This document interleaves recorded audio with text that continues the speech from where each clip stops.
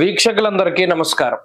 2025వ సంవత్సరం మే నెలలో ద్వాదశ రాశుల వారికి ఏ విధమైనటువంటి శుభాశుభ ఫలితాలు కలగబోతూ ఉన్నాయో తెలుసుకోవడానికి ముందు మే నెలలో ఉండేటువంటి ముఖ్యమైన గ్రహాల తాలూకు స్థితిగతులను గనక పరిశీలన చేస్తే మే నెల 7వ తారీఖున చాలా కాలంగా బుధుడు మీనరాశిలోనే సంచరిస్తూ ఉన్నారు. ఆయన తన యొక్క నీచ క్షేత్రాన్ని వదిలిపెట్టి మేషరాశిలోకి ఆయన సంక్రమణం చేయబోతూ ఉన్నారు. అనగా 7వ తారీఖు మే బుధుడు అశ్విని నక్షత్రంలోకి మారుతారు, అంటే మేషరాశి సంచారం. అలాగే 15వ తారీఖు మే 2 సంక్రమణాలు కనబడుతూ ఉన్నాయి. ఒకటి వృషభ సంక్రమణం, అనగా రవిగ్రహం వృషభ రాశిలోకి సంచారం చేస్తారు. తర్వాత పుష్కరాలు ప్రారంభమయ్యేటువంటి రోజు. అది ఎంత గొప్ప రోజు అంటే రవి సంక్రమణ పుణ్యకాలము మరియు గురుడు సంక్రమించేటువంటి పుణ్యకాలము 15వ తారీఖు నాడు చాలా గొప్ప రోజు. ఆ రోజునే 2 గ్రహాలు మారుతూ ఉన్నాయి. గురుడు మిథున రాశిలోకి ప్రవేశిస్తున్నారు, రవి వృషభంలోకి ప్రవేశిస్తున్నారు.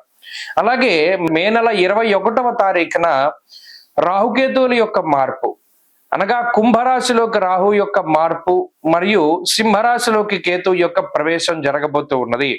అలాగే మాసం చివరిలో బుధుడు మరలా మేషాన్ని వదిలిపెట్టి వృషభంలోకి వెళ్ళిపోతారు. మిగతా గ్రహాలన్నీ, అనగా శనేశ్వరుడు శుక్రుడు మీనరాశి యందు ఉన్నారు.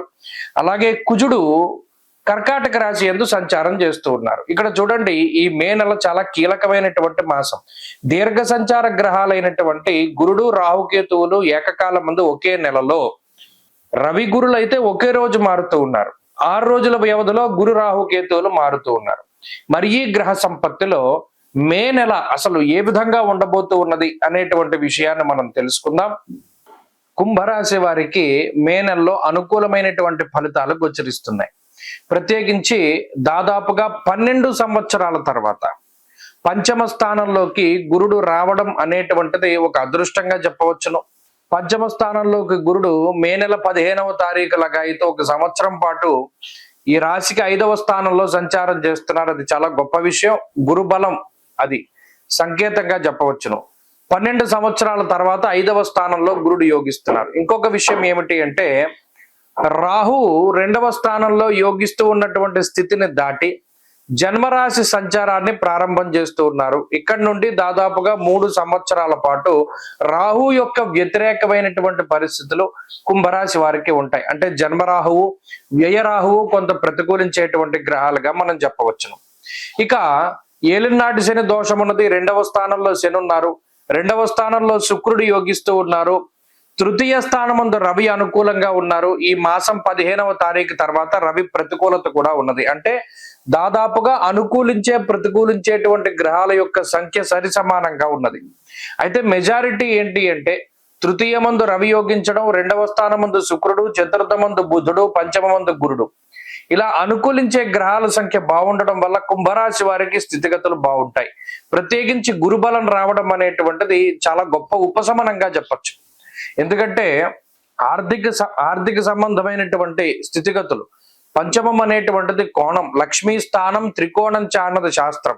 కోణ స్థానం ముందు ఎప్పుడైతే గురుడు సంచరిస్తారో పూర్ణ శుభుడు, ఆయన అదృష్టాన్ని, ఐశ్వర్యాన్ని, అలాగే సంపదని ప్రసాదిస్తారు. అంటే ఇప్పటి వరకు ఉద్యోగం లేకుండా ఖాళీగా ఉన్నట్టయితే ఇప్పుడు ఉద్యోగం లభించడం, లేదా ఉద్యోగంలో ఉన్నత స్థితి, ఉద్యోగంలో ప్రమోషన్లు, ట్రాన్స్ఫర్లు ఆశించినటువంటి చోటికి, అలాగే ఉద్యోగంలో స్థిరత్వం, ఏదైనా కాంట్రాక్ట్ ఉద్యోగాలు పర్మనెంట్ అవడం, ఇటువంటివన్నీ కూడా ఈ మాసంలో మనం చూడవచ్చును. అంటే ఆర్థికంగా ఒక నిలదొక్కునేటువంటి స్థితిగతుల్ని ఈ గ్రహస్థితి ప్రసాదిస్తుంది. రెండో విషయం ఏంటి అంటే జన్మరాహు యొక్క స్థితి ఎప్పుడూ లేనటువంటి విధంగా, అంటే గతంలో 10 రూపాయలే వచ్చేది ఇప్పుడు 100 రూపాయలు వస్తూ ఉన్నప్పుడు డబ్బు కొంత అనవసరంగా ఖర్చు పెడతారు. ఇది కుంభరాశి వారికి ఉండేటువంటి పరిస్థితి, అది రాహు వల్ల కలుగుతుంది. అలాగే ఇంకో విషయం ఏంటి, ఉద్యోగం వచ్చింది కానీ కుటుంబానికి కొంత దూరంగా వెళ్ళవలసినటువంటి స్థితి, అంటే ఏదైనా వేరే చోటికి ట్రాన్స్ఫర్లు జరుగుతూ ఉండడము, లేదా ఊహించినటువంటి విధంగా ప్లేస్ చేంజ్ అవుతూ ఉండడం ఉద్యోగ పరంగా, ఇటువంటి వాటికి కూడా ఈ గ్రహస్థితి ప్రత్యేకించి అవకాశాన్ని ఇస్తుంది. ఎందుకంటే రాహు యొక్క స్థితి అటువంటిది. ధారాపుత్ర విరోధస్య ప్రవాసం రోగపీడనం అర్ధహానిహి అన్నాడు. అంటే ఖర్చు, ఇక్కడ వ్యసనాలకి ఖర్చు పెట్టడం, డబ్బుని మనం చూడవచ్చు కుంభరాశి వారు. అలాగే కొంచెం అనవసరమైనటువంటి వాటికి అతిగా డబ్బు ఖర్చు పెట్టేటువంటి స్థితిని కూడా చూడొచ్చు. కాబట్టి ఇక్కడ డబ్బు వస్తుంది కాబట్టి దాన్ని ఎలా యూటిలైజ్ చేసుకోవాలి అనేటువంటి దాని మీద దృష్టి పెట్టండి. రెండవది ఏంటి, గృహానికి వాహనానికి సంబంధించినటువంటి కొనుగోలు లేదా అమ్మకాలకి ఈ నెలలో అవకాశం ఉంటుంది. అలాగే వ్యాపారపరమైనటువంటి విస్తరణకి, భాగస్వామ్య వ్యాపారాలు అభివృద్ధి చెందడానికి అవకాశం ఉంటుంది. సంతానానికి అవకాశం ఉంటుంది. చదువర్లకి ఇది చాలా గొప్ప మాసంగా, అంటే ఏదైనా కాంపిటేటివ్ పరీక్షలు అవి ఉంటాయి. ఇక్కడ కుజుడు షష్ఠ స్థానం ముందు యోగిస్తూ ఉండడం కూడా చాలా బలీయమైనటువంటి స్థితి. కాబట్టి ఇలా కాంపిటేటివ్ ఎగ్జామ్స్ కి గ్రహస్థితి అనుకూలంగా ఉంటుంది. గత మాసాలతో పోల్చుకుంటే మే నెల కుంభరాశికి మంచి చేస్తుంది. అయితే స్వయంకృత అపరాధాలు చేసేయడానికి కూడా ప్రోత్సహిస్తుంది. జన్మరాహు 2వ స్థానంలో శనేశ్వరుడు సొంతంగా జీవితాన్ని పాడు చేసుకోవడానికి ఎక్కువ అవకాశాన్ని కల్పిస్తారు. మాటతో విరోధాన్ని తీసుకొస్తారు. వీటిని గనక కంట్రోల్ చేసుకోగలిగితే, అంటే వ్యసనము, జోదములు, అనవసరమైనటువంటి వాటికి దూరంగా ఉండేటువంటి స్థితిగతులను గనక మనం చక్కగా చూసుకోగలిగితే ఈ మాసం అత్యద్భుత మాసంగా చెప్పవచ్చును. ప్రత్యేకించి మనసుని కంట్రోల్ చేసుకోవడానికి, అనవసరమైన ఖర్చులు పెట్టకుండా ఉండడానికి అమ్మవారి యొక్క ఆరాధన చాలా మంచిది. ప్రతి శుక్రవారం నాడు లేదా ఆదివారం రాహుకాల సమయంలో దేవాలయానికి వెళ్ళి అమ్మవారి దేవాలయానికి దీపారాధన చేయండి. ప్రతినిత్యము దేవీ ఖడ్గమాల స్తోత్రాన్ని పారాయణం చేయండి. అలాగే ఇంద్రకృత మహాలక్ష్మి స్తోత్రాన్ని, కనకధారా స్తోత్రాన్ని పారాయణ చేస్తూ ఉండడం ద్వారా కూడా మంచి ఫలితాలు సంప్రాప్తమవుతాయి. అక్షయ తృతీయ వైశాఖ మాసంలో శుక్లపక్షంలో వచ్చేటువంటి తదియకి అక్షయ తృతీయ అనేటువంటిది పేరు. నిజానికి జ్యోతిష్ శాస్త్రమందు తదియ అనేటువంటి తిథికి చాలా ప్రాముఖ్యత ఉన్నది. ప్రత్యేకించి తదియ తిథికి గౌరీదేవి అనగా పార్వతీదేవి ఆధిపత్యాన్ని వహిస్తారు, అధిదేవతగా చెప్తారు. మరి వైశాఖ మాసంలో అక్షయ తృతీయ రోజున ఏ వస్తువులు కొంటే మనకి అదృష్ట యోగం పడుతుంది, ఏ వస్తువులను కొంటే దురదృష్టం పట్టి దరిద్ర లక్ష్మి ఇంట్లోకి వస్తుంది, అనగా అలక్ష్మీ దోషం పట్టుకుంటుంది అనేటువంటి విషయాల్ని ఈ వీడియో ద్వారా చాలా క్లుప్తంగా తెలుసుకునేటువంటి ప్రయత్నం చేద్దాం. చాలా మందిలో ఒక అపోహ ఉన్నది. ఏమిటి, ఈ వైశాఖ మాసంలో వచ్చేటువంటి అక్షయ తృతీయ రోజున గనక బంగారం కొంటే అది అక్షయమవుతుంది అనేటువంటి మాట. అంటే బంగారం కొంటూ ఉంటాము లేదా ఒక ఆనవాయితీగా వస్తూ ఉన్నది. అక్షయ తృతీయ రోజున కనీసం 1 గ్రాము బంగారం అయినా సరే మనం కొనాలి అనేటువంటి విషయం. అయితే ఇది చాలా పొరపాటుగా వెళుతూ ఉన్నటువంటి పరిస్థితి. మరి ఏంటంటే నిజానికి అక్షయ తృతీయకు ఉన్నటువంటి ప్రాముఖ్యత అంటే, మీరు గమనించండి, వైశాఖ మాసంలోనే ఎండలు చాలా ఎక్కువగా ఉండడాన్ని మనం గమనించవచ్చును. అలాగే వైశాఖ మాసం నుండే కొంత ఈ గ్రీష్మ ఋతువు, ఇక ఈ వైశాఖం పోతే గ్రీష్మ ఋతువు వస్తుంది కాబట్టి ఇది సంధికాలంలో ప్రత్యేకించి ఎండలు అప్పుడప్పుడే పెరుగుతూ ఉండేటువంటి పరిస్థితులు ఉంటాయి.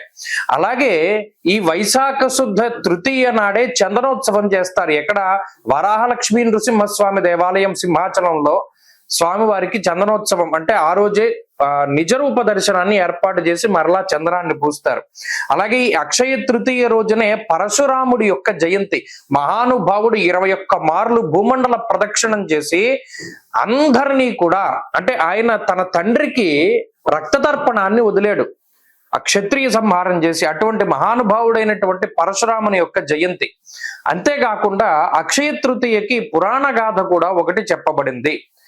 ఈ పాండవులందరూ కూడా వనవాసం చేస్తూ ఉన్నప్పుడు సూర్యుడు అక్షయ పాత్రని ప్రసాదించినటువంటి రోజుగా, ద్రౌపదికి అక్షయ పాత్రని ఇచ్చినటువంటి రోజుగా కూడా ఈ రోజుని చెప్తారు. మీరు చూడండి, అక్షయ పాత్ర అంటే ఆ పాత్రలో ఏది వేసినా సరే అక్షయం అవుతూ ఉంటుంది. ఒక మెతుకు వేస్తే బోళ్ళంతా ఆహారం వస్తుంది. అలాగే ఈ అక్షయ తృతీయ రోజున చేసేటువంటి దానము అక్షయమైనటువంటి ఫలితాన్ని ఇస్తుంది. ఇక్కడ మనం గమనించాల్సిన విషయం ఏంటి అంటే, ఈ రోజు బంగారం కొనాలి, ఈ రోజు ఏమో డబ్బులు దాచుకోవాలి, ఈ రోజు బట్టలు కొనుక్కోవాలి, వీటికన్నా ఈ రోజుకు ఉండేటువంటి నిజమైన ప్రాశస్త్యం ఏమిటి అంటే, అక్షయ తృతీయ రోజు చేసేటువంటి దానము అక్షయమైనటువంటి ఫలితాన్ని ఇస్తుంది.